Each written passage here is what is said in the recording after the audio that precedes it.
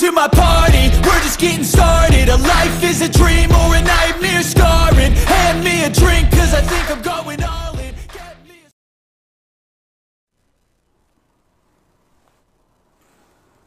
안녕하십니까. 매주 목요일 저녁 8시에 여러분들을 찾아뵙는 송국근의 현장정치 5월 23일 순서 시작합니다. 자, 이번 주부터는 오늘 그리고 내일 목요일 금요일 매주 목요일 금요일 8시에 여러분을 찾아뵙게 됐습니다. 더 자주 찾아뵙게 됐으니까 더 많은 준비를 해서 여의도에서 벌어지는 현장정치, 또 용산 대통령실 주변, 물론 요즘은 법조계에서도 현장정치가 일어나고 있죠. 속속들이 제가 취재를 하고 파악을 해서 전해드리도록 하겠습니다. 자, 오늘도 일부는 그 아시아투데이 그 지면 심층 분석이 있고 2부는 이슈 집중 해부 시간이 있는데, 오늘은 그 사이에 앞으로도 제 시간에 이런 코너를 하나 만들어 볼까 합니다. 오늘은 실험적으로 한번 해볼 텐데, 뭐냐면은 오늘 여의도 정가의 화제가 된 인물, 오늘의 인물, 이것을 한번 좀 선정을 해서 왜 화제가 됐는지 그 뒷이야기들을 한번 좀 살펴보는 그런 코너를 따로 하나 또 마련하려고 합니다. 오늘은 우선 시범적으로 2명의 이 화제 인물을 제가 나름대로 선정을 했는데 상당히 흥미있고, 또 하나는 좀 의미가 있는데 좀 아찔합니다. 뭐냐면은 첫 번째 인물은 정호성 기억나시겠습니까? 이 박근혜 정부 때 뭐 문고리 이렇게 했는데, 이 정호성 이야기를 잠시 후에 지명 분석이 끝난 뒤에 들려드리고, 또 한 명 오늘의 화제 인물은 추미애입니다. 추미애. 국회의장 경선에서 우원식에게 떨어졌죠. 그래서 개딸들이 부글부글 끓고 있고 한 2만 명 정도가 탈당을 해버리는 이 상황이 되니까 이재명이 추미애를 색다른 카드로 지금 쓸까 말까 고민 중인데, 바로 법사위원장입니다. 법사위원장 추미애. 잘 어울릴 것 같지 않죠. 6선 국회의원이 되는데, 어쨌든 추미애가 법사위원장이 된다면 또 하나 제가 아찔한 상황이라고 말씀드렸는데, 아찔한 상황이 하나 일어날 수가 있습니다. 이재명이 윤석열 대통령 탄핵을 추진을 계속하고 있죠. 그러면 나중에 이 윤석열, 이재명, 추미애, 윤석열 두 사람은 한바탕 전쟁을 벌인 사이인데 2라운드가 될 수가 있습니다. 그 말씀은 잠시 후에 자세히 소개를 드리겠습니다. 일단 아시아투데이 기사 심층 분석을 해드리겠습니다. 인터넷판에 나온 최신 기사를 중심으로 분석을 해드리고, 이슈 집중 해보 시간에는 제가 썸네일에 이렇게 달아드린 대로 썸네일에서 국정농단, 문재인 일가의 국정농단이 들통이 났다. 들통이 났는데 특활비 유용 의혹도 있고 여러 가지입니다. 그리고 심지어 돈 세탁도 있고, 청와대 경호처가 문재인 정부 때 청와대 경호처가 대통령 신병을 경호하는 것뿐이 아니고 돈까지 다 경호를 했는가, 돈을 지키는데 앞장섰는가, 경호처 게이트도 터지고 있습니다.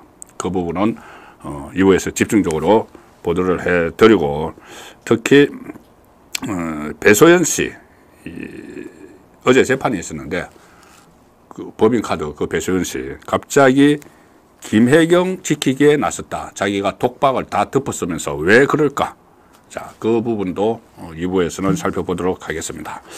먼저 아시아투데이 이 기사를 소개를 드리고 행간의 뜻을 한번 파악을 해보겠습니다. 처음 소개해드릴 기사는 아시아투데이 추경호, 김진표 국회 중립적으로 운영해야 된다 이렇게 이야기한 겁니다. 추경호 새로 선임된 경선을 통해서 당선된 국민의힘 원내대표죠. 원내대표가 김진표 국회의장에게 국회를 중립적으로 운영하라 이렇게 이제 일가를 했는데, 이게 좀 의미가 있습니다. 추경호 국민의힘 원내대표는 김진표 국회의장이 오는 28일 본회의를 열어서 윤석열 대통령의 거부권 행사로 국회로 다시 돌아갔죠. 최상병 특검법 재표결을 진행하겠다 이렇게 김진표가 공언을 했습니다. 거기에 대해서 유족의 미를 거두기 위해 중립적인 국회 운영을 지켜주기 바란다 이렇게 촉구를 했습니다. 이 비대위에서 추경호 원내대표가 여야 합의 없는 독단적인 국회의원으로 오점을 남기지 마라. 이렇게 국회의장 김준표에게 이야기를 했는데, 지금 이번 21대 국회 임기가 이번 달 29일까지입니다. 이번 달 30일부터 22대 국회가 시작이 되죠. 그런데 29일의 마지막인데 21대 국회 4년 동안 활동을 해온 그 전날 28일에 본회의를 열어서 이 최상병 특검법 윤석열 대통령이 거부권을 행사했죠. 이것을 다시 재투표를 하겠다고 김진표가 공언을 했습니다. 자, 그래서 여야 합의도 안 됐는데 여사일정에 왜 그렇게 하느냐 그 이야기죠. 그것이 이제 추경호 이 원내대표가 강하게 따졌는데, 이 민주당 출신 국회의장 김진표가 이재명에게 마지막 봉사를 하는 것 아닌가 그런 생각이 듭니다. 그동안은 몇 차례 이렇게 좀 중립적인 모습, 국회의장은 원래 중립을 담보하기 위해서 당적을 내려놓죠. 중립적인 모습을 좀 보였는데 지난번에 이태원 특별법만 처리하기로 하고 국회를 열었는데 거기서 갑자기 이 김진표 국회의장이 최상병 특검법을 상정을 했죠. 상정을 해서 민주당이 주도로 국민의힘은 퇴장하고 통과시켜 버렸습니다. 그때 벌써 이재명에게 마지막 부역을 하는구나 그런 생각이 들었는데 이것을 재의결 투표하는 것도 다시 상정을 한다 이렇게 되니 김준표 국회의장이 이제 국회의장은 보통 마치면은 다음 총선에 출마 안 하는 것이 관례로 되어 있습니다. 그러니까 정계 은퇴를 하는 건데 정계의 이 원로로만 남는 건데 마지막까지 이렇게 여야 합의 없는 이 재투표를 강행을 하기로 한 이 모습에 저도 개인적으로 상당히 실망을 합니다. 자, 관련된 기사입니다. 아시아투데이 이 두 번째 기사. 여당 전당대회 룰을 지금 논의를 해야 되는데 전당대회 7월달에 열죠. 근데 전당대회 룰 논의 전에 특검 대응에 집중하겠다. 자, 일단 기사 내용을 요약해드리면 이겁니다. 국민의힘 차기 전당대회 일정 및 룰 개정 문제와 관련해서 국민의힘이 아직 논의가 이루어지지 않았다. 윤석열 대통령의 거부권 행사로 국회로 돌아온 고 최상병 순직 사건 수사 외압 의혹 특검법 재표결 대응에 당력을 집중하겠다. 이런 입장을 밝혔습니다. 김민전 수석 대변인이 아직 전당대회 일정 관련 타임라인이 나온 걸로 알고 있지 않다. 워낙 현재 현안이 되고 있는 게 최상병 특검법이어서 아직 전당대회 일정 등에 대해서는 논의가 이루어지지 않았다. 이렇게 이야기를 했습니다. 28일 예정된 본회의, 조금 전에 말씀드린 마지막 본회의에서 최상병 특검법 재표결 시 이제 100% 반대표를 던질 것이다. 이렇게 이야기했는데 벌써 이탈자들이 지금 하나둘씩 나오고 있죠. 안철수, 그리고 김무웅, 여기다가 유이동, 유승민계죠. 유이동까지 본인이 이번에 가서 낙선하고 왔습니다. 유이동도 찬성표를 던지겠다. 이렇게 해서 재의결 투표는 3분의 2가 만약에 찬성을 하면은 이게 통과가 돼버리죠. 통과가 되는데 지금 국민의힘이 그 똘똘 뭉쳐서 반대표를 던지면은 이게 완전히 폐기가 됩니다. 그럼 22대 국회 가서 최상병 특검법을 다시 하겠다는 게 민주당의 전략인데 일부에서 이게 이번에 통과돼 버릴 수도 있다. 28일 표결에서 그런 우려가 나옵니다. 뭐냐 하면은 이제 17표, 산술적으로 계산을 해보면 국민의힘에서 17명이 이탈을 해서 이 찬성표에 던지면은 통과돼 버립니다. 지금 산술적으로 그랬습니다. 3분의 2가 돼야 되는데. 그런데 17명이 이탈을 할 것인가? 자, 그 부분이 핵심이죠. 이 문제는 이게 재의결 투표, 그러니까 재투표에서는 무기명입니다. 내가 찬성했는지 반대했는지 모릅니다. 보통 법안 투표는 이 기명이죠. 법안에 대해서 책임을 갖도록 하기 위해서 특검법도 뭐 법안이니까. 그리고 인사 관련해서는 그 무기명을 합니다. 뭐 예를 들어서 국무총리 뭐 인준안 가르 이런 것. 그런데 법안은 기명으로 하는데 이것이 대통령 거부권 행사로 다시 국회로 돌아왔을 때 3분의 2 할 때는 무기명으로 바뀝니다. 그러니 누가 찬성했는지 반대했는지 모르죠. 그러므로 17명이 이탈을 할 수도 있다. 이 계산에 따라서 좀 우려스러운 것 아닌가 그런 말이 나옵니다. 왜 그러냐면 지금 국민의힘 의원 중에서 21대 그러니까 21대 국회의원들 중에서 28일 그때가 되고 29일 되면은 마지막으로 그러니까 22대 국회에 다시 등판하지 못하는 사람이 21대 국회의원이 55명입니다. 여기 55명인데 이 55명 중에는 본선에 나가서 떨어진 사람, 낙선자도 있고 또 처음부터 불출마를 선언한 사람도 있는데 낙천자가 있죠. 낙천자. 공천에서 떨어진 사람. 내가 억울하게 떨어졌다. 이렇게 생각하는 사람들이 있습니다. 그 사람들이 윤석열 정부에 반감을 품고 찬성표를 던져버릴 수 있다. 그런데 그게 이제 과연 17명이나 될까? 자, 그 문제가 하나 남아있고 또 하나는 지금 국회의원회관 가보면은 방을 다 빼고 있습니다. 21대 국회를 마지막으로 국회를 떠나야 되는 의원들은 방을 빼고 있습니다. 그러면 28일 되면 거의 다 방을 빼놓은 상태인데 과연 마지막으로 투표를 하러 제2일 투표를 하러 본회의장에 국민의힘 의원들이 가겠는가? 그러니까 그 22대 국회는 진출하지 못한 그러면은 불참자가 많아지면은 의결 종족수가 확 떨어지죠. 의결 종족수가 떨어지면 민주당은 전원 참석을 하고 법약권은 참석을 하고 하면은 이게 또 통과가 돼 버릴 가능성도 있다. 그러면은 바로 특검 정국이 시작이 되죠. 22대 국회가 개원을 한과 동시에 특검 정국이 시작이 돼서 상당한 혼란에 빠지게 되는데 이 특검이라는 게 결국은 이 탄핵 자락을 까는 그 작업입니다. 그 상황에서 또 하나 색다른 관전 포인트가 하나 있습니다. 28일 표결에서 뭘 좀 지켜보셔야 되냐면은 제가 말씀드린 대로 22대 국회에 등판하지 못하는 21대 국회의원들이 마지막 투표를 하면서 국민의힘에서 이탈표가 있다. 자, 민주당에서 이탈표가 없을까요? 기억하시다시피 민주당 공천 과정에서 비명행사, 친명횡재, 비이재명계 공천에서 줄줄이 탈락을 했죠. 가령 예를 들어서 한 사람을 제가 예를 드는 겁니다. 박용진 의원 그때 이 본인의 공천을 안 주려고 막 점수도 막 하이로 놓고 이재명에게 계속 도전을 했기 때문에 두 번, 세 번씩 막 후보를 바꿨죠. 후보를 바꿔서 후보가 하자가 있으면 또 다른 사람을 놓고 해서 결국 박용진은 22대에 등판하지 못합니다. 그럼 박용진 같은 사람이 많이 있는데 그 사람들이 이재명의 뜻에 따라서 이 특검법에 대해서 찬성표만 던질까? 거기서도 이탈표는 없을까? 자, 그런 부분도 하나의 관전 포인트가 될 수가 있습니다. 마지막 투표. 그때 이재명이 단식하고 나서 병실에서 본인에 대한 체포동의안, 2차 체포동의안이었죠. 2차 체포동의안을 부결시켜달라고 거의 업소를 했는데 가결돼 버렸죠. 그때 민주당 의원들 한 30명이 이탈을 했습니다. 그때도 무기명이죠. 무기명이 이탈을 했는데 결국 무기명인데도 다 색출을 해가지고 그 30명을 공천에서 다 탈락시켰습니다. 그런데 그 30명이 이번에 또 투표를 합니다.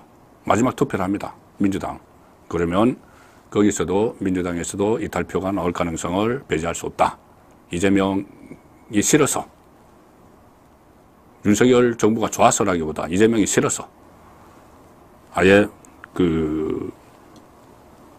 그러니까 반대표를 던지거나 아니면은 불참을 할 가능성, 국민의힘과 마찬가지로. 자, 그런 부분도 복잡하게 지금 셈법이 상당히 복잡해져 있기 때문에 그날 투표 결과를 지켜봐야 되고 그 전에 추경호 원내대표가 하는 일은 표 단속이죠. 지금 의원들에게 일일이 전화를 하고 있는데 어떤 의원들은 그러니까 낙천한 의원들은 전화를 아예 안 받는다고 합니다.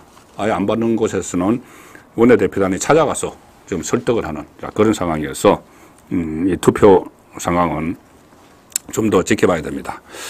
아시아투데이 세 번째 마지막으로 소개해드릴 기사는 이 기사인데 제가 이 기사를 소개해드리는 이유는 이 말에 지금 조혜진 의원 이야기인데 조혜진 의원 말에 동의를 해서 제가 소개해드리는 게 아니고 조혜진 의원의 생각이 잘못됐다는 의미에서 조혜진 의원의 말을 소개를 드립니다. 자, 아시아투데이 오늘 인터넷판 기사입니다. 조혜진, 경로 정치는 대통령의 독, 리더십 신뢰의 치명타, 이렇게 이야기를 했습니다. 조혜진 국민의힘 의원, 이번에 21대 때는 등판하지 못하죠. 선거에서 떨어졌습니다.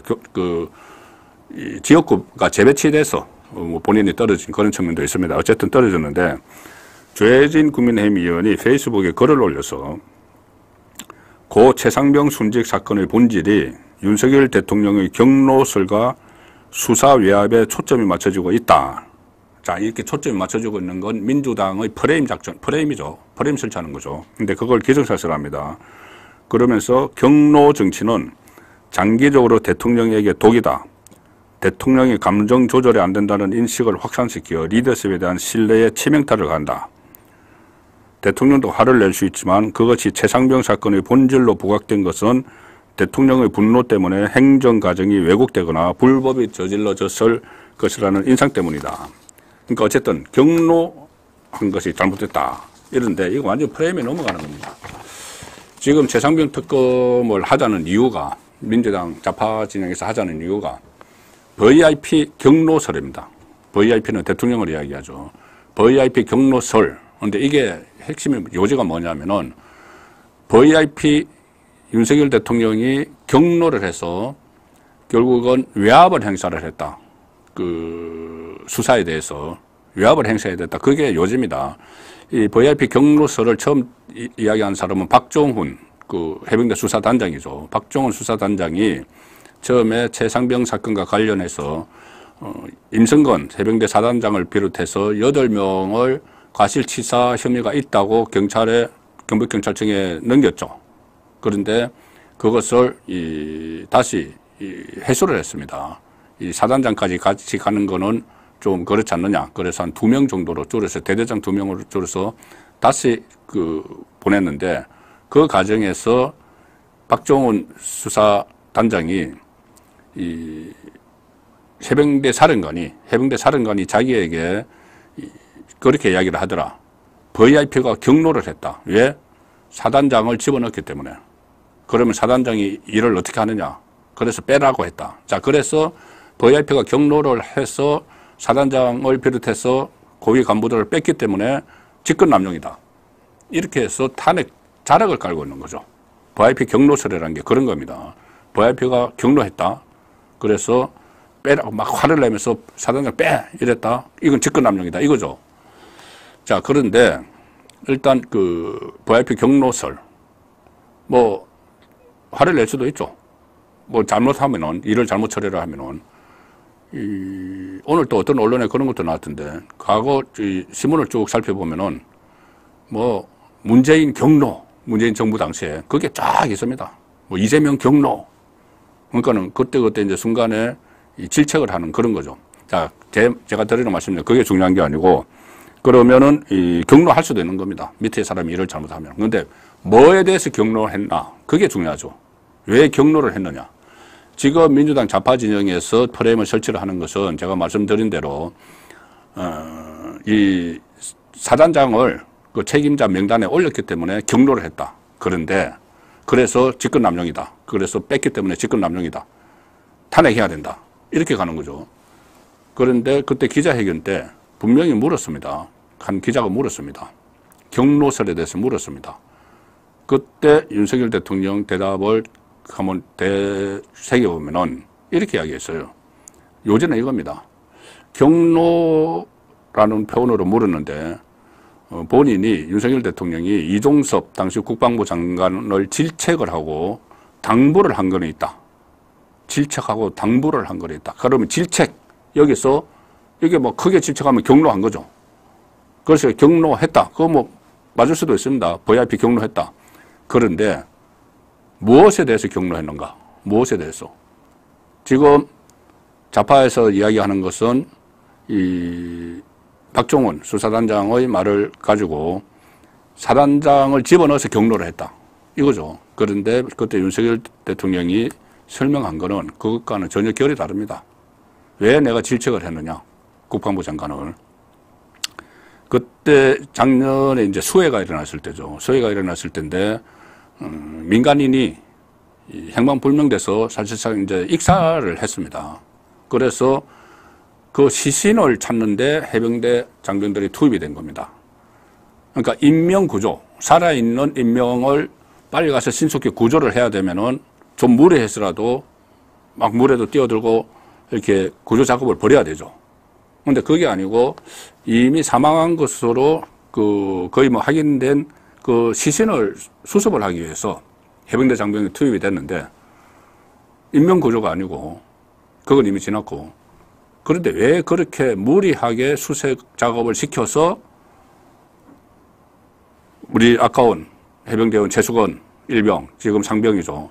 최수건 상병이 희생당하게 했느냐. 그렇게 질책을 했다는 겁니다. 앞으로 그러면 안 된다. 당부를 하고. 그런데 그걸 마치 이 사단장이 포함된 데 대해서 경로를 했다. 이렇게 지금 프레임을 설치를 하고 있는 거죠. 그래서 직권남용이다. 탄핵해야 된다. 거기에 대해서 이 조혜진 의원이 단순히 경로 대통령이 자꾸 경로하면 안 된다 이렇게 이야기하는 것은 일종의 본질에서 벗어난 이야기다. 자, 그 말씀을 드리고 자 조금 전에 제가 예고해드린 화제인물 두 사람입니다. 상당히 어떻게 보면은 그 의미가 있고 또 어떻게 보면은 상당히 아찔한 그런 순간이 이 두 사람에게서 시작이 될 수 있는데 그 추미애에게서 그렇게 시작이 될 수 있다는 이야기입니다. 하나는 정호성입니다. 정호성. 기억하실 겁니다. 박근혜 대통령 시절에 문고리 3인방 그렇게 되어 있었죠. 자, 정호성, 안봉건, 이재만 이렇게 되어 있었는데 정호성은 그 감옥 살해까지 했죠. 뭐 국정농단 이런 데만 연루돼 가지고 그런데 그 정호성이 용산으로 들어갑니다. 용산 참모로. 지금 이 제수복을 입고 있는 정호성 전 비서관이 나오는데 정호성 비서관 박근혜 전 대통령이 최측근이죠. 그런데 대통령실에 들어갑니다. 비서관으로 들어갑니다. 시민사회수석실 3비서관으로. 이걸 오늘 TV조선이 단독으로 보도를 해서 다른 언론사도 다 지금 확인을 했습니다. 문고리란 별칭이 붙었던 정호성 전 청와대 부속비서관이 윤석열 대통령 참모로 발탁이 됐다. 어떻게 보면 참 쇼킹한 뉴스죠. 문재인 정부 당시 서울지검장이었던 윤석열 대통령의 수사를 받았던 인물이다. 정호성 비서관이 이러면 내일 24일입니다. 시민사회수석실 3비서관으로 임명돼서 근무를 시작한다. 그런데 대통령실 관계자는 이것이 무슨 박근혜 전 대통령으로부터 요청이나 민원이 있었던 것은 아니다. 역량이 뛰어나다는 평가가 있어서 발탁을 한 것이다. 윤석열 대통령과 정호성 전 비서관이 수사를 하고 수사를 받는 그 과정에서 처음 알았는데 신뢰도가 상당히 높아졌다. 상호간에. 그리고 수사 당시 끝까지 박근혜 전 대통령을 걱정하는 모습이 윤석열 대통령에게 좋은 인상을 줬다.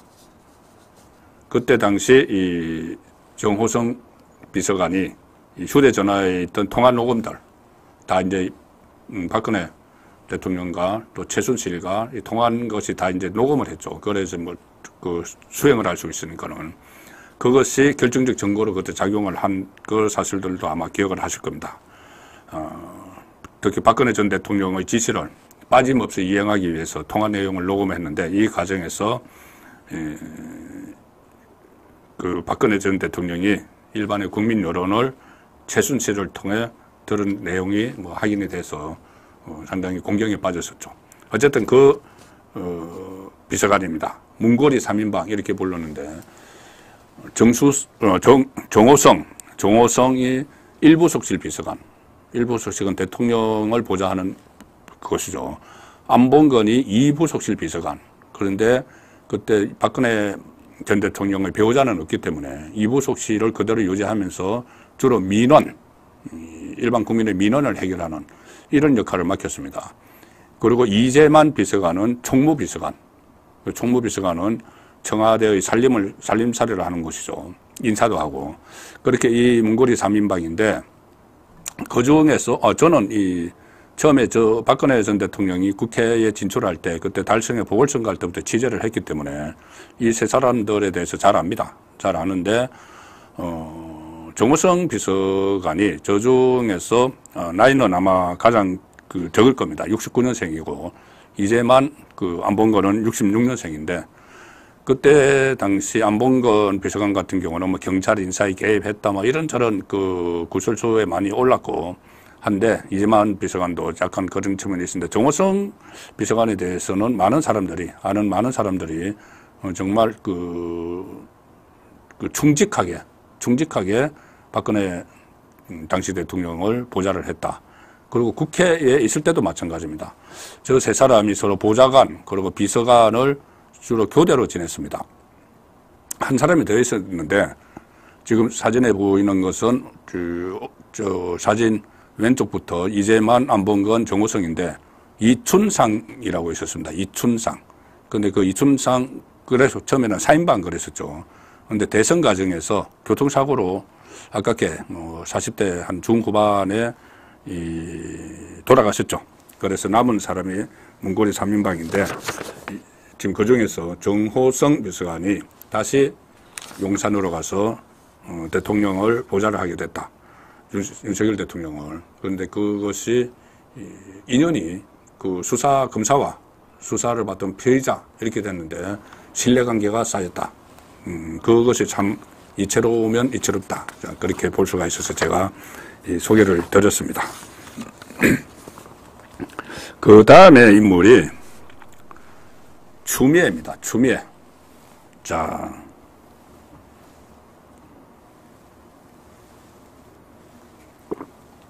추미애 당선인이 저번에 국회의장 경선에서 개딸이 전폭적으로 밀었죠.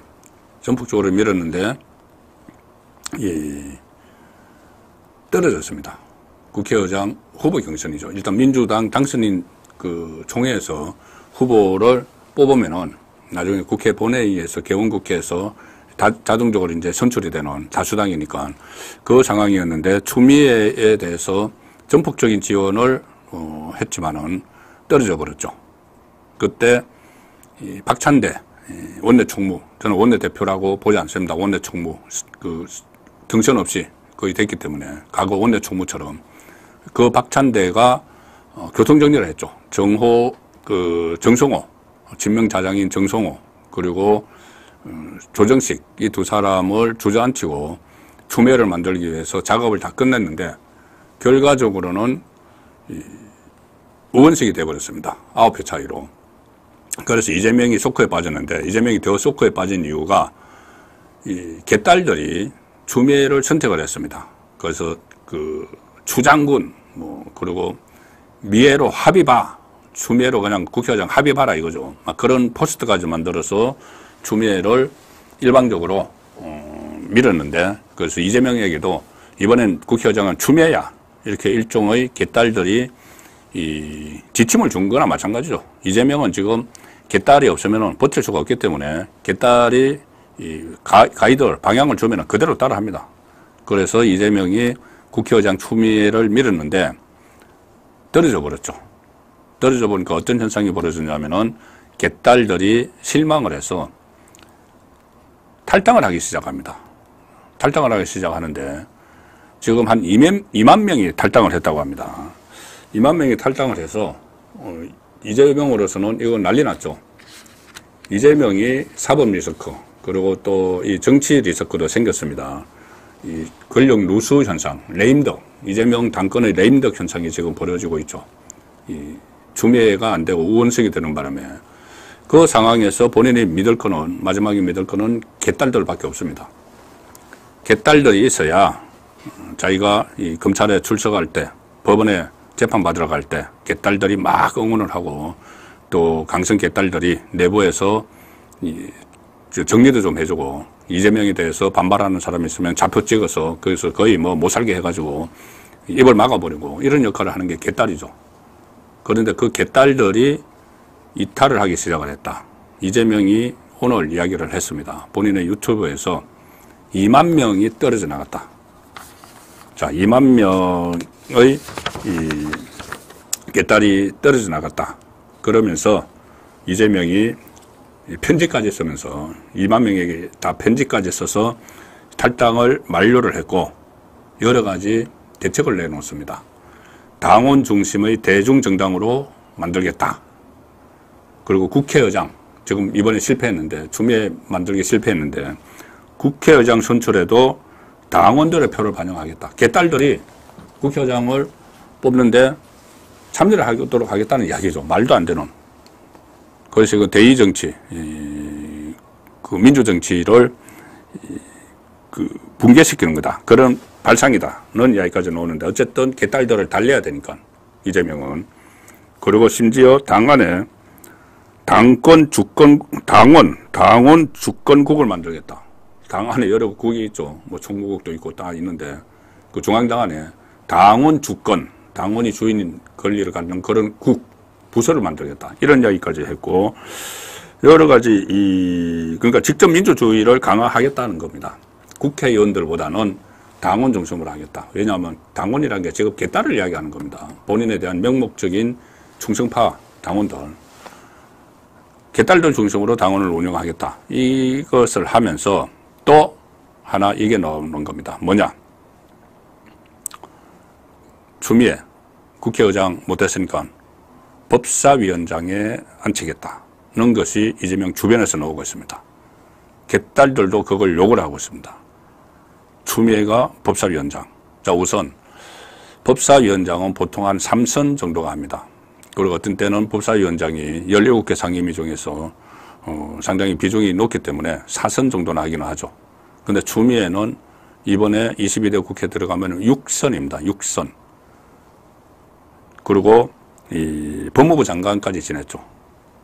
당 대표도 지냈습니다. 그런 추미애를 법사위원장으로 한다. 자, 법사위원회는 상당히 중요한 것이 지금 원래 간행적으로 제1당이 국회의장을 가져가고 제2당이 법사위원장을 가져가죠. 왜 그러냐면 법사위원장이 견제를 할 수가 있습니다. 모든 상임위에서 올라오는 법안들은 법사위원회에 일단 와야 됩니다. 그 법사위원회에서 자구심사라고 해서 이게 이제 법적으로 법 조항 같은 데 맞는지를 심사를 해서 오케이, 통과시켜야지 이게 본회의에 상정되든지 하죠. 근데 거기서 막아버리면은 그게 안 되니까 국회의장을 갖는 당을 견제하기 위해서 국회의장을 안 갖는 당에서 법사위원장을 하는데 민주당이 지난번 21대 전반에도 그렇고 이번에도 법사위원장 가져가겠다. 그거 필요 없다. 그런 간행 같은 거 필요 없다. 노무현 정부 때 만들어진 간행인데 필요 없다. 가져가겠다. 해서 법사위원장에 지금 국회의장은 그 전에 추미애를 밀었고 법사위원장에는 정청래하고 박주민 이 두 사람이 겨루고 있었는데 갑자기 둘을 밀어내고 추미애가 법사위원장으로 간다.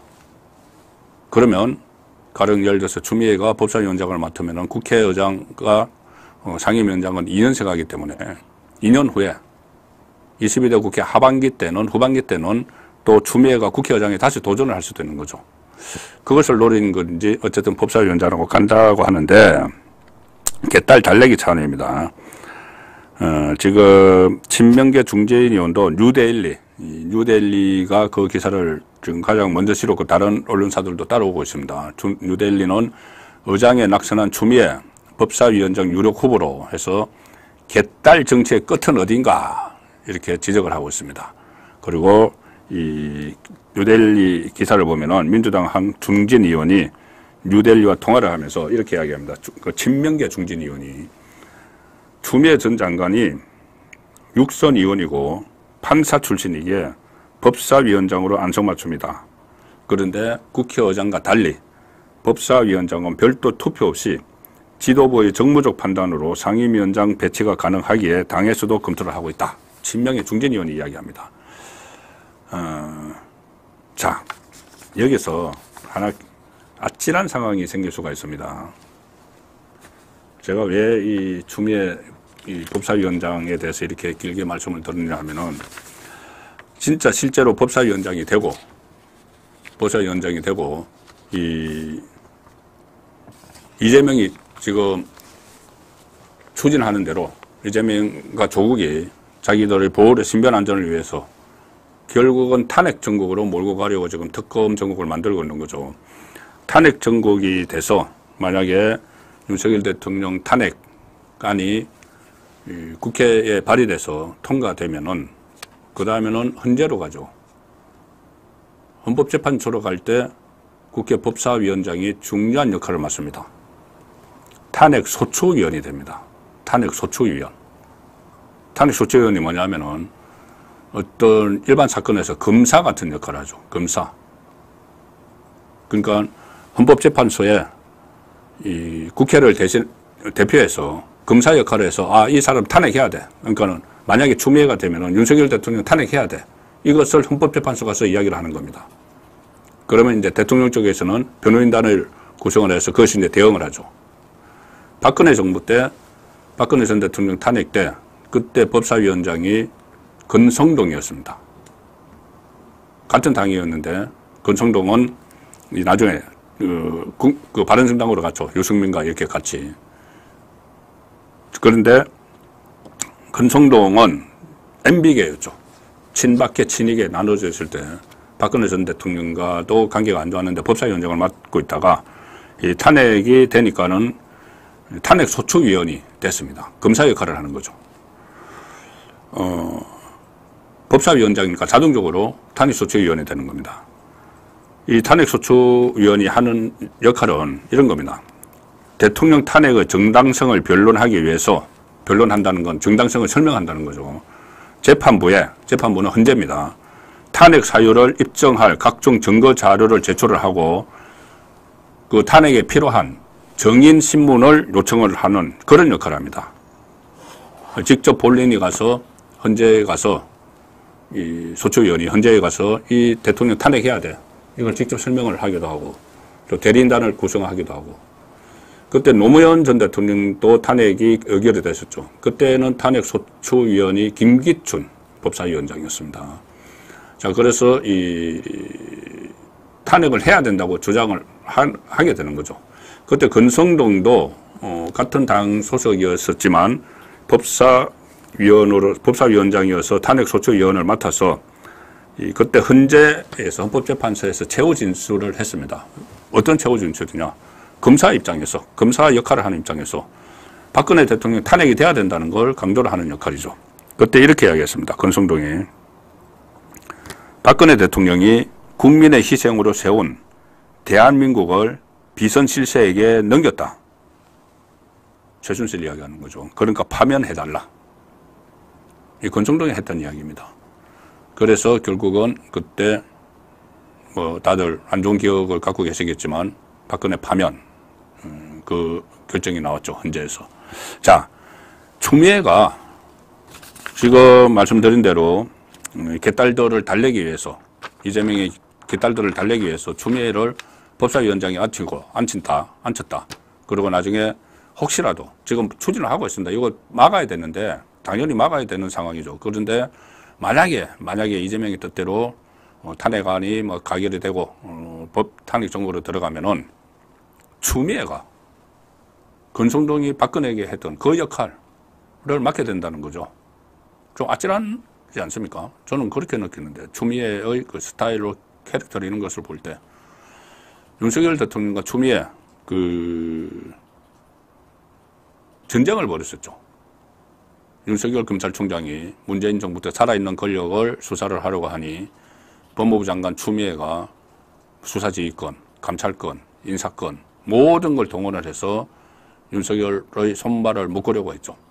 그런데 결국 본인의 뜻대로 되지 않고 윤석열 검찰총장이 대통령으로 돼 있기 때문에 좌파 진영에서는 추미애가 윤석열 대통령을 만들어줬다 이렇게 또 이야기하는 쪽도 있습니다. 개딸은 그렇게 생각 안 하는 것 같은데.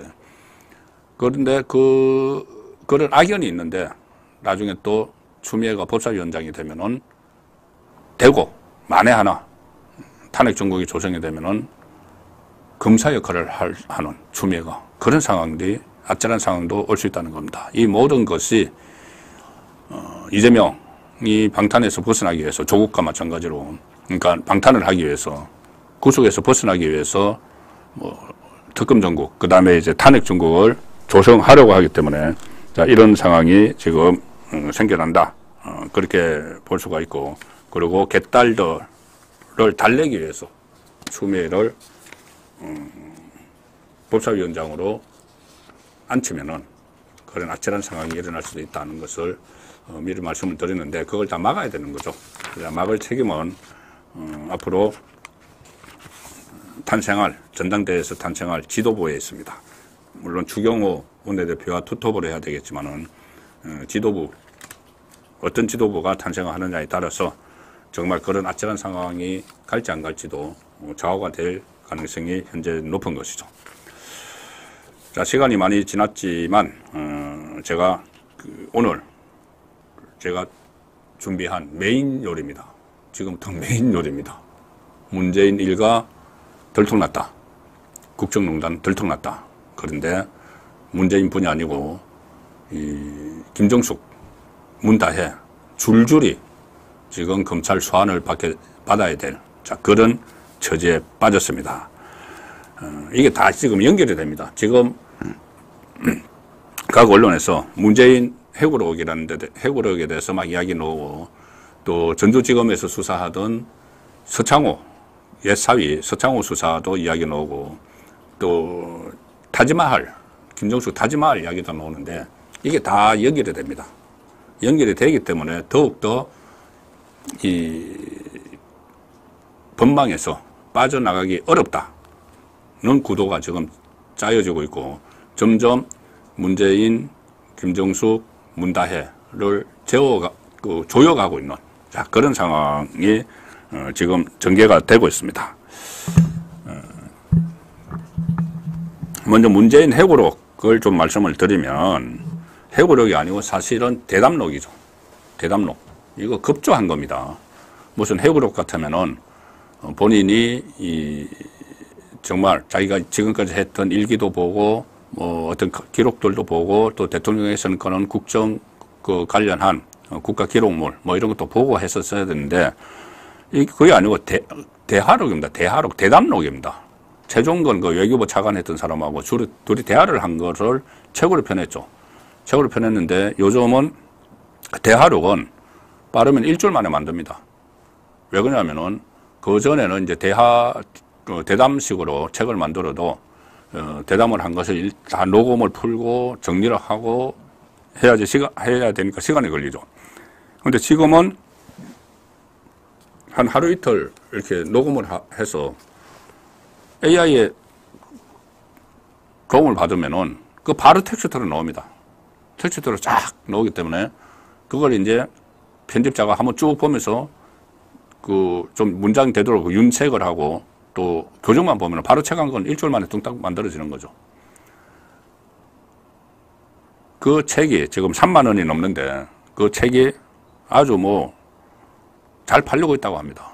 이렇게 논란을 불러일으키니까 책방 주인, 지금 평산마을에서 책방하고 있죠. 책방 주인이 책 파는 마케팅 기술을 발휘한 것 아닌가, 그런 생각까지 들 정도로 이게 엉터리로 다 채워져 있죠. 제목부터 그렇습니다. 변방에서 중심으로. 문재인이 집권하기 전에는 변방이었다는 이야기죠. 말도 안 되는 이야기를 하고 있고, 자하자찬, 그리고 또 김정은 찬양, 무슨 김정은 개성에 있는 남북 연락사무소까지 다 폭발을 했는데, 그것도 나중에 다시 하겠다고 했다. 연평도 포격 피해자 찾아가겠다고 했다. 말도 안 되는 내용들. 그리고 그 과정에서 본인이 사과를 요구한 거, 이런 것은 전혀 없고, 오로지 자아자찬과 김정은 찬양만 있는데, 그 중에서 하나 딱 걸린 게 김정숙 이야기죠. 김정숙. 뭐냐? 첫 영부인 단독 외교다. 이렇게 이야기를 한 내용이 책에 나오죠. 타지마할 관광 간 것을.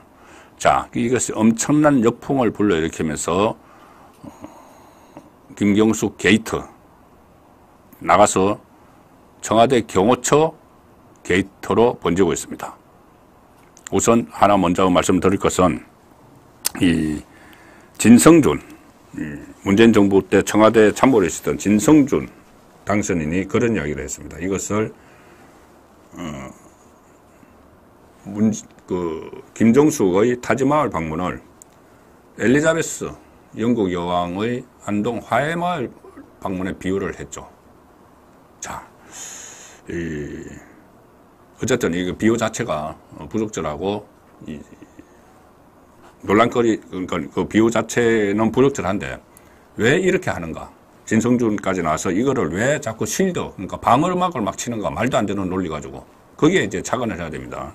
진성준 그렇고 얼마 전에 윤건영을 비롯해서 27명의 친문계 당선인들이 갑자기 기자실에 몰려와서 때로 기자회견을 했죠. 왜 서창호 강압수사하느냐? 서창호는 문재인의 옛날 사위입니다. 이혼했습니다. 문다혜 씨와. 그런데 갑자기 왜 옛날 사위 실드를 치느냐? 그 다음 사례가 문재인이 있기 때문인 것을 직감하기 때문이죠. 아니면 문재인 쪽에서 이거 좀 방어 좀 해줘. 이렇게 했을 수가 있죠. 진성준을 비롯해서 친문 쪽이, 고민정도 마찬가지고, 친문 쪽이 이 무슨 엘리자베스까지 이렇게 비유를 하면서 실드를 치는 것은 그만큼 이게 민감한 사안이길 알기 때문에 그러는 겁니다. 자, 그런데, 그 민감한 사안이, 진짜 민감한 사안이 지금 되고 있는 것이죠. 일단, 김정숙이 원래 문체부 차관 도종환을 초청을 했는데 그 초청장을 사실상 가로채기 해서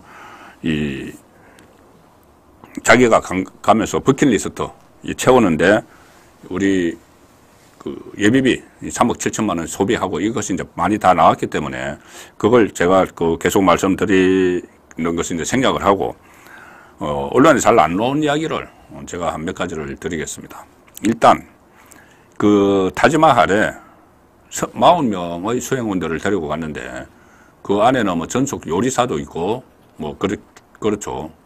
그런데 고민정도 그때 대변인이라고 그거 타고 갔습니다.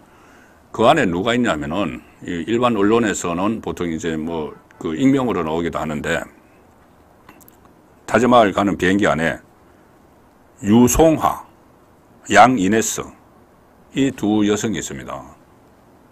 자, 유송하는 문재인 정부 때 제2부속실 비서관이었습니다. 그리고 나중에 춘추관장을 했죠. 보도지원 비서관. 제2부속실 비서관인데 저 타지마을에 같이 갔죠. 같이 간 사람 중에 한 명이 양이네스. 양이네스는 일반 언론에서 김정숙의 단골 디자이너 딸 이렇게 나오죠. 그 단골 디자이너가 양혜일이라는 아주 유명 디자이너고 단골이. 그리고 그 딸이 양이네스인데 양이네스는 문재인 정부 5년 동안 총무비서관, 청와대 총무비서관실 소속으로 있었는데 이런 2부속 비서관실 가서 일을 했습니다. 김정숙의 옷 코디네이터를 해주고 총무비서관 소속. 왜 총무비서관 소속이었을까? 총무비서관실에서 돈을 관리합니다. 특할비, 특수활동비, 총무비서관실에서 직업을 하죠. 자, 이 두 사람을 이제 주목을 하셔야 되는데, 이 유송아는 언론에 2년 전에 한참 보도가 됐습니다. 뭐냐 하면, 김정숙이 옷하고 구두 사는데 아주 명장, 그리고 구두도 고급, 수제화. 막 몇십 켤레씩 사고 옷도 막 몇십 벌씩 사고 하는데, 사러 갈 때마다 유송하가 2부속 비서관이 쫓아다니면서 봉투 속에서 5만 원권 신건을 꺼내서 다 계산했다. 그때 이 누비 명장 그리고 또 이 구두 가게를 하는 사람이 그때 조선일보에 실명으로 다 이야기했습니다. 카드를 우리가 안 받는 게 아니고 카드를 줘도 되는데 카드는 안 가지고 그냥 현금으로 주더라. 뭐 한 1,000만 원, 700만 원짜리, 300만 원짜리 막 이렇게 해서 현금으로 주더라. 그러면 유송하가 그 현금을 어디서 났을까? 김정숙이 챙겨줬을까? 뭐 직접 챙겨줬을 수도 있고 어쨌든 그 돈이 특할비, 특수활동비. 문재인이 이 국정 운영을 하는데 좀 어떤 정보 수집을 하고 이런 데 쓰라고 특수활동비를 청와대에 내려보냈는데 그걸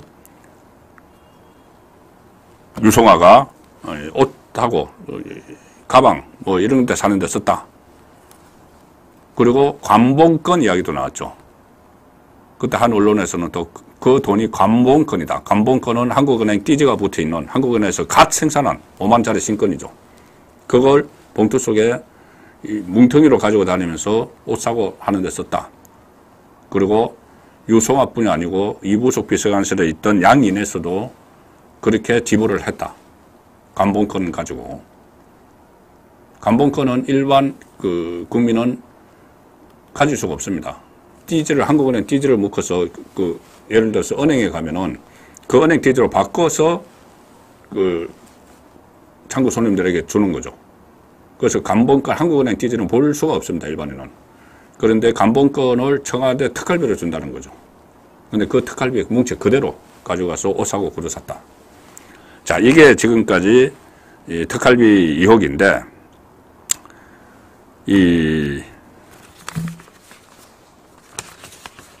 그렇게 특활비를 쓴 것만이 아니고, 이제 지금부터 문다혜와 연결이 됩니다. 문다혜.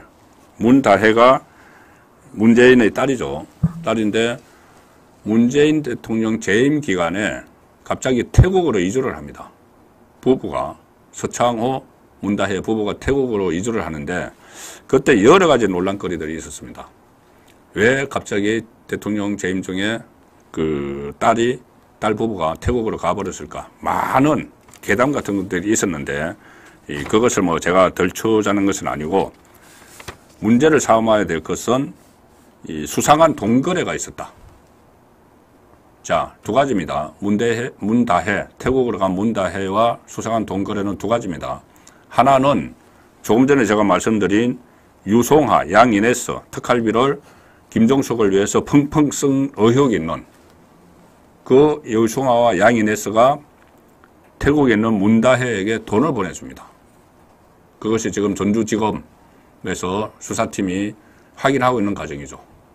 그래서 유송하는 2월 달에 한번 이미 소환을 해서 조사를 했는데 제대로 말을 하지 않은 것 같고, 그런데 그 물증이 있으니까, 송금 내역 같은 게 있으니까 검찰이 소환을 했겠죠.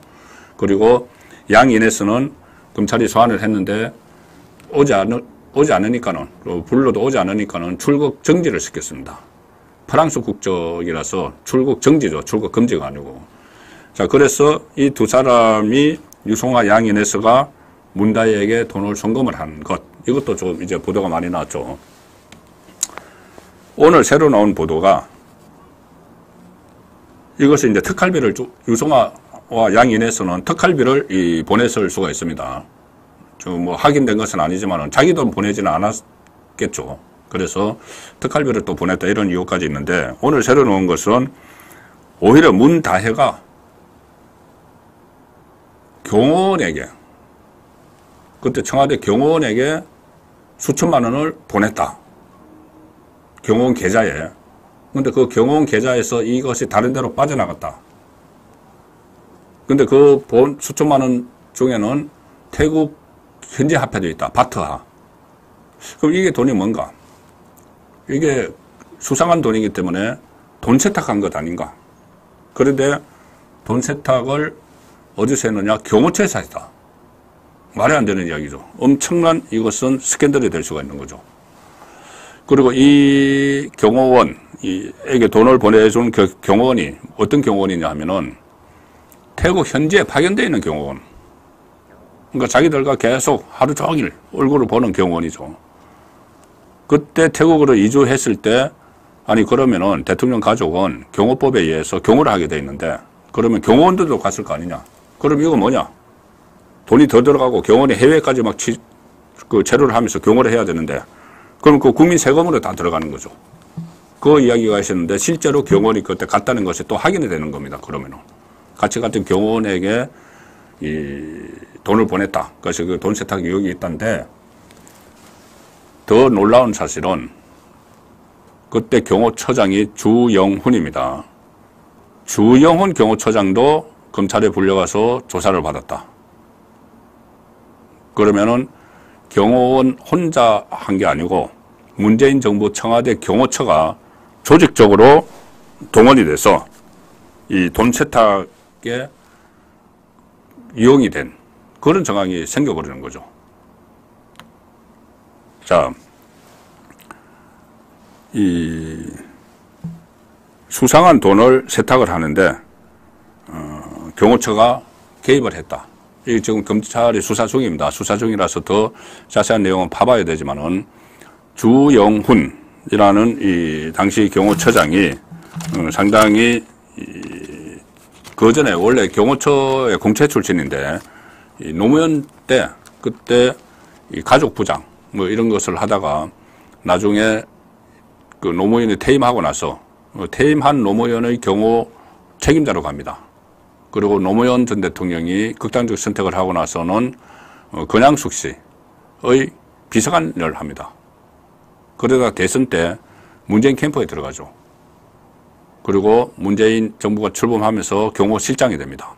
경호실장이 됐다가 그 다음에 이 경호처로 바뀌면서 경호처장이 된 인물이죠. 그래서 문재인과 상당히 개인적으로 가까운 사이인데, 자, 그러면 가령 예를 들어서 문다혜 씨가 이 돈 세탁을 하려면은 그 현지에 파견되어 있던 경호원에게 부탁을 했겠죠. 그러면 그 경호원이 경호처장에게 확인을 하고 물어보고 이거 해도 됩니까? 물어봤겠죠. 그냥 혼자서 왜 나중에 큰일을 당할 텐데. 그렇게 된다면 경호처장이 다 알고 있었다는 이야기고, 거꾸로 문다혜와 조영훈 경호처장이 서로 뭐 친밀한 관계니까는 경호처장에게 나 돈 세탁 좀 해야 되니까, 아직은 추론입니다. 돈이 수천만 원이 갔기 때문에 우리 경호처에서 좀 해주세요. 해서 그러면 파견되어 있는 그쪽 계좌로 보내라. 뭐 이렇게 했을 수도 있는데, 어떤 경우든지 이것은 또 그 돈이 어떤 특활비가 갔다가 다시 왔다가 했을지도 있습니다. 그러면은 이것은 상당한 경호처 게이트가 되는 일이죠. 자, 그래서 문다혜와 태국 현지 경호원의 수상한 돈 거래, 여기에 주영훈 경호처장이 조직적으로 연루됐다는 의혹도 새로 제기가 되고 있습니다. 이 사건은 그냥 김정숙, 문다혜 다 연결이 되어 있는데, 문재인이 핵심이죠. 문재인이 그때 이 서창호, 문다혜 부부를 태국으로 이주를 시키면서 태국에서 먹고 살아야 되니까 이상직 전 의원이 하는 이스타항공, 타이스타 젯 뭐 이런 것을 만들어서 거기에 특혜 취업을 시켜줘서 돈을 주도록 했다. 그 대가로 이상직을 중진공 이사장에 발탁을 하고 나중에 민주당 공천까지 줬다. 그러면은 이것은 제3자 뇌물죄다. 그러니까 문재인의 제3자 뇌물죄와 관련된 그런 내용이기 때문에 지금 경호처와 문다혜의 그 수상한 돈 거래, 그리고 그 돈을 보낸, 문다혜에게 돈을 보낸 유송하, 양이네스의 돈 거래, 이것이 밝혀지면은 엄청난 게이트가 되고 문재인의 제3자 뇌물죄와 직접 연결이 되는 그런 일이어서 이것은 계속 관심을 가지고 쭉 지켜봐야 됩니다.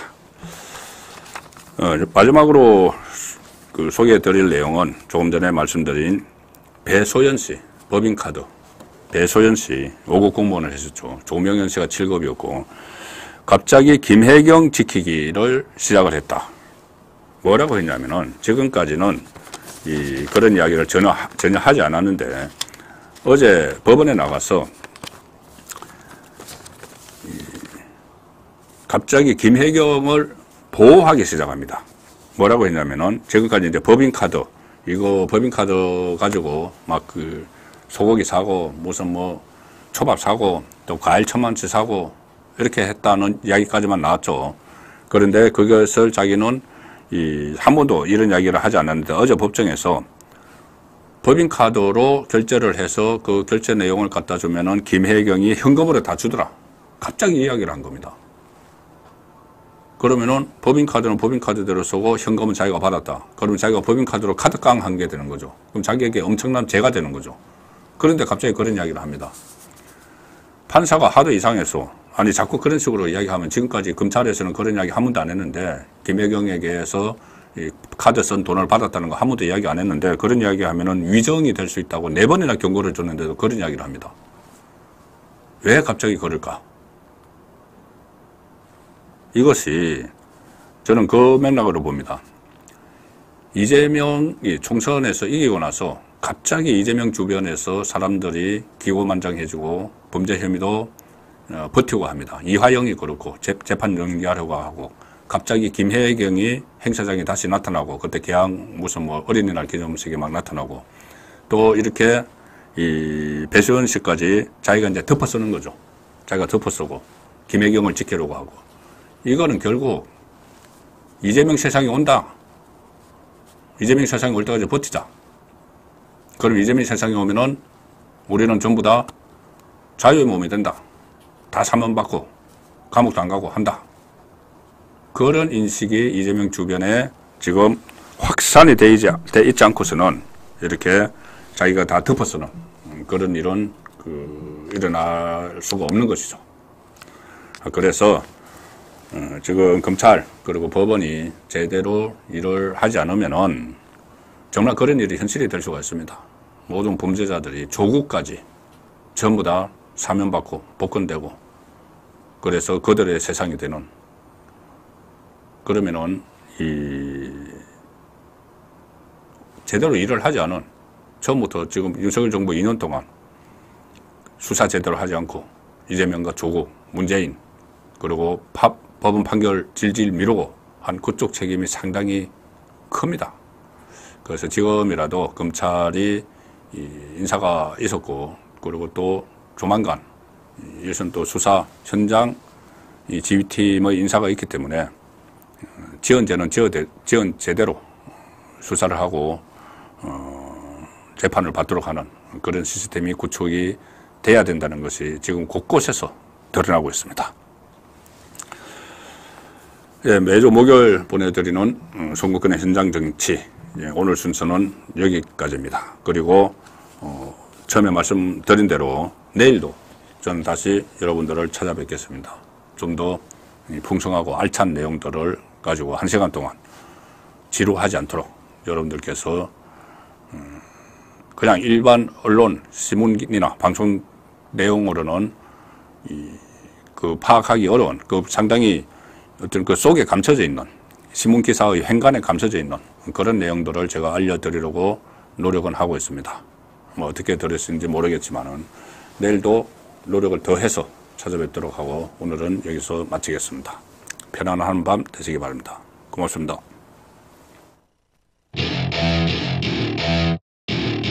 Welcome to my party, we're just getting started. A life is a dream or a nightmare scarring. Hand me a drink cause I think I'm going all in. Get me a